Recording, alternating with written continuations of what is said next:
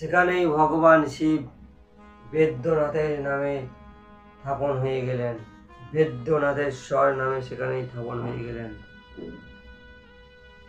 রাবণ দেখলেন ভগবান শিব এখানে স্থাপন হয়ে গেছে, কি করবে? আর কিছু করার নেই। তিনি চলে গেলেন লঙ্কায়। সেই লঙ্কায় গিয়ে তার স্ত্রী মন্দোদরীকে বললেন ঘটনাটি।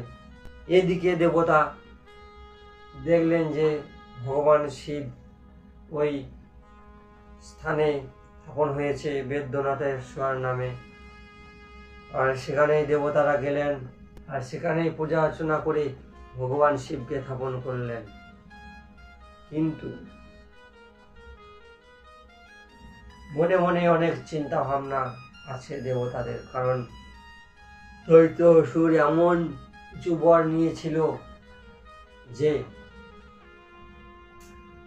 তাকে কেউ মৃত্যু দিতে পারবে না।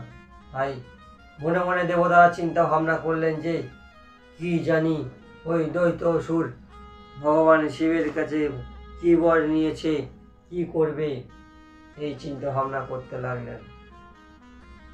ভগবান শিবের কাছে যদি কিছু নেওয়ার থাকে তাহলে কি নেবেন? ভক্তি।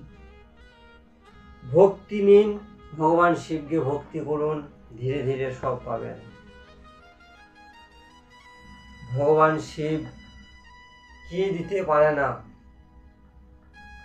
ভগবান শিব কি দিতে পারে না? ভগবান শ্রীকৃষ্ণ যখন ভগবান শিবের আরাধনা করলেন, ভগবান শিবের তপস্যা করলেন, কি জন্য করলেন? ভগবান শিবের শুধুমাত্র পুত্রর জন্য, পুত্র কামনার জন্য।